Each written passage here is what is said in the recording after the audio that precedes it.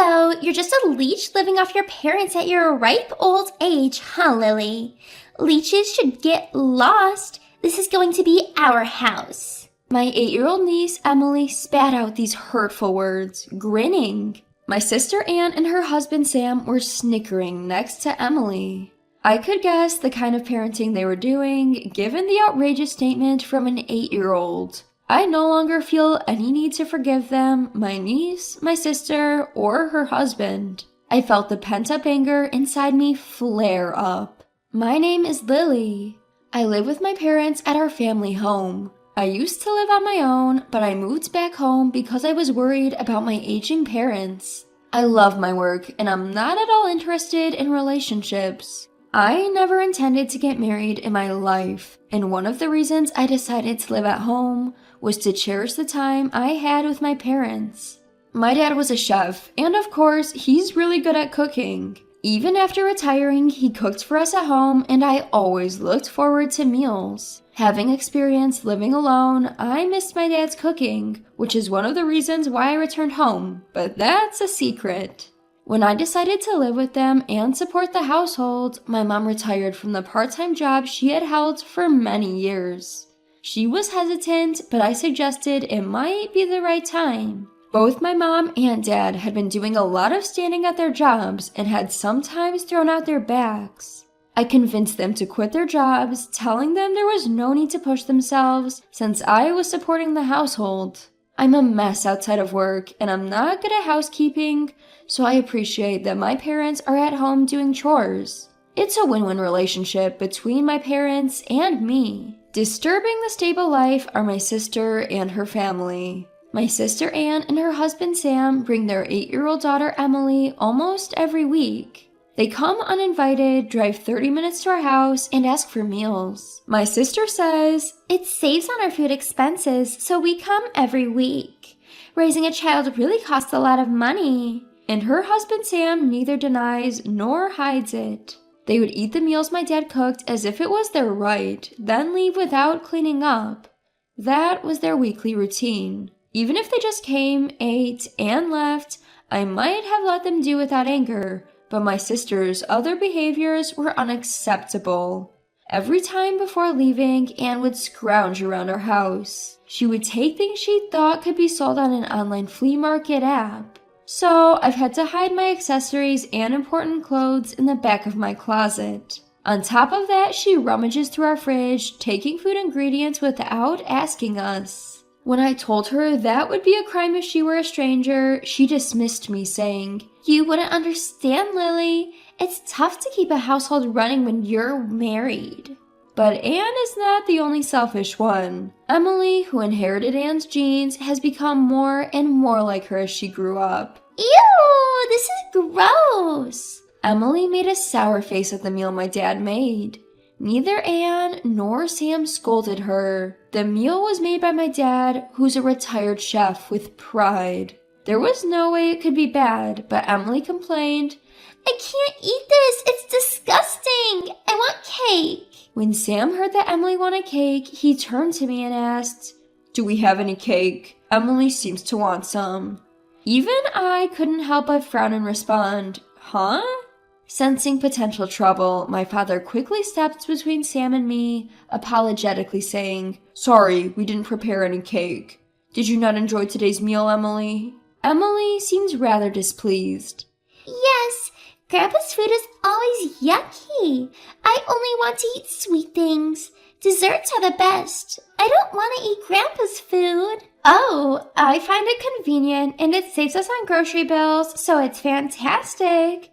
But if Emily says so, we have no choice. Dad, Mom, please prepare some sweets and cake for Emily next week." I couldn't forgive my sister Anne for accepting Emily's selfishness as a matter of course and bossing our parents around. However, if I spoke out now, our already shrinking parents would feel even more troubled. I pitied my parents and, unable to complain that day either, sent off Anne's family as always after they had finished looking through our house. I can't believe the audacity, acting that way just because it's their parents' house. Unforgivable. Exposing my anger, my mother apologized, saying, It's my fault for not having the cake ready.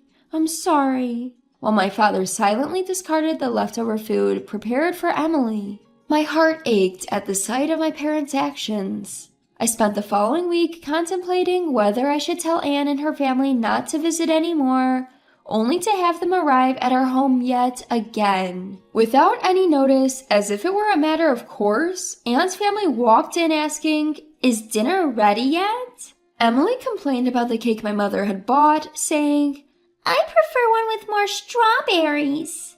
Sam changed the television channel without asking. Seeing my sister and her family doing as they pleased as usual, I was flabbergasted when my father's cooking was ready. Anne and Sam were enjoying their meal, chatting, and even sharing a bottle of wine. Emily, dissatisfied with the cake we'd bought and refusing to eat a single bite of the meal, was playing a game on her smartphone saying, "Grandpa and Grandma are really useless." As I wished them to leave sooner, Anne suddenly cheerfully mentioned, "Oh, right. We decided to move into this house from next week." "Huh?" My voice echoed with surprise, and it seems that my parents, who hadn't heard this before, were equally shocked. Sam supplemented Anne's announcement saying, "It's a hassle to drive here every week. Besides, if we live together, we can save even more on groceries, and we won't have to pay rent." Unable to utter a word, my parents stayed silent, and I finally objected, "Wait a minute. That's quite sudden. We don't have enough rooms, and you're planning to live here without contributing financially? That's way too presumptuous." Anne and Sam's faces contorted at my words, but it was Emily, not them, who rebutted first. "Lily is an embarrassing adult who needs to move out anyway." Setting her smartphone on the table, Emily stared at me defiantly. "What do you mean by I need to move out?" "Lily, aren't you a parasite living off your parents at your age? Parasites should get out. This will be our house." Emily, sounding smug, received stifled laughs from Anne and Sam. For a moment, I wondered if an 8-year-old should talk this way. I had to do a double take when Emily, all of 8 years old, called me a parasite. Based on the reactions of Anne and Sam, I assumed that they had indoctrinated their daughter to think of me in such derogatory terms. "No, Emily, don't say such things. It'll hurt Lily's feelings," Anne said. "I don't want to live with Lily. I want her gone by next week. It's embarrassing to live with a parasite. What if my friends find out?" Emily was looking at me as if I were garbage. Anne and Sam were chuckling beside her. I felt a surge of anger, having endured their behavior for so long. "All right, as per your wishes, I will leave by next week. Rest assured," I responded. Anne's family seemed satisfied with my response. They left, as usual, without helping clean up. My parents looked terrified at the prospect of living with Anne's family, but they were relieved when I proposed a solution. There was so much to do before Anne's family moved in. My parents helped out, and it was a great relief. The house had been tidied up, and the move is complete. Just as little Emily asked, I've effectively moved out of the house for them. The day arrived when Anne's family was supposed to move in. I was busy organizing my stuff in my new place. I missed my old house where I had lived for so many years, but the new place was nice, and I felt a sense of relief, knowing that I wouldn't be irked every time Anne's family visited. While I was engrossed in cleaning, Anne had apparently been trying to reach me on the phone. My phone rang again, showing numerous missed calls from Anne. I picked up. "Lily, why didn't you pick up earlier? There's a problem with our house." Anne cried. "Well, it's my house actually. I've already demolished it," I said, half chuckling. Anne screamed, "What have you done?" I could only imagine their shock when they arrived to find the house in the midst of demolition. You see, when I had moved back to support my parents, the house was transferred to my name. It was my call to demolish it. I figured it was better to knock it down than let Anne's family take it over. The house was old anyway, and my parents agreed with my decision. I wanted my parents to enjoy their retirement, so I took care of all their expenses. Emily's comment about me being a parasite was, therefore, greatly misguided. I explained all of this to Anne. You and Emily have said a lot of wrong things about me. It's not good to educate your daughter like this. It'd be a pity if Emily turned out to be like you." I told Anne, my voice dripping with sarcasm. She seemed more shocked than anything else. She'd selfishly run her mouth and then came to me almost in tears asking, "What should we do? After all, we've already terminated our lease and moved out from our previous house. We're going to end up homeless. Emily is still only 8 years old." "Maybe it's good for Emily to experience hardship," I responded casually while continuing to clean. Anne started crying. "How could you be so heartless?" I thought that should be my line. Who was it that repeatedly insulted me through their own words and through their daughter? I asked her. "I'm sorry. I'll make Emily apologize too. Please, just for tonight, let us stay in your new place," Anne begged. "No can do. Both Dad and Mom are now scared to meet you. You always say negative things. Our new home is fully accessible and they both seem to like it. Please stop interfering with our happiness. I'm hanging up now. I'm busy." "Wait, please!" Anne was still yelling, but I mercilessly hung up the phone. Afterwards, Anne kept calling numerous times, but I ignored her. It seemed like she also tried to reach out to our parents, but they too ignored her calls. Eventually, the relentless call stopped. Presumably, Anne and her family managed to find a place to stay. When I wondered where they went, my mother explained the situation to Dad and me a few days later. Apparently, Anne had been sending messages to Mom via text only. It seems she's now staying with Sam's parents. Sam's mom, i.e. Anne's mother-in-law, is a very strict woman when it comes to rules and manners, and Anne disliked her. Anne appears to be struggling living under the roof of such a stern mother-in-law. Emily, too, who used to be spoiled rotten, seems to be learning a lot from this strict mother-in-law.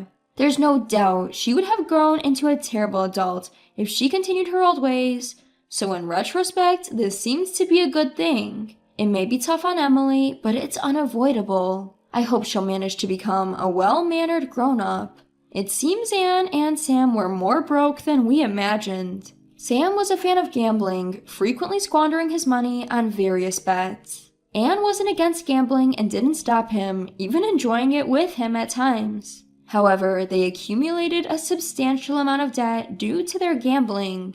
In order to repay this debt, it seems that they wanted to live with our parents. I was dumbfounded by how audacious their reason was. Sam ended up returning to his parents' house, but reportedly disappeared after a few days. Whether he ran away of his own accord due to being chased by debt collectors, or was forcibly taken away to work, it was unclear. Regardless, since he left a note saying, "I'm leaving home. Please don't search for me," the police treated it as a case of him simply leaving home. Anne, without any savings, is now apparently working multiple jobs from dawn to dusk. She's sending daily messages to Mom about her hardships, but it seems Mom has no intention of helping Anne. "We raised her that way, but I think this is a necessary trial for her," Mom said. For your information, our parents and Sam's parents are on good terms and frequently communicate. When Mom apologized to Sam's mom for the trouble caused by Anne and Emily, Sam's mom energetically responded, "Having these kids who are worth educating has added some spice to my life. I apologize for the trouble my son caused. As an apology, I'll make sure to educate my daughter-in-law and granddaughter well." Anyway, my parents and I are relieved to have cut ties with Anne and her family. We're relishing the fact that we can now spend our days without the constant dread and annoyance. Dad, who had lost some confidence in his cooking after Emily's criticism, is now joyfully showing off his culinary skills, thanks to our new house with a spacious kitchen. I've always loved Dad's cooking, and every time I say, "delicious," he seems more motivated to cook. Mom, who used to get exhausted every time Anne's family visited and lost the energy to go outside, is now often going out since we moved. She joined a local club and resumed her old hobby of painting. My mom's forte is watercolor painting.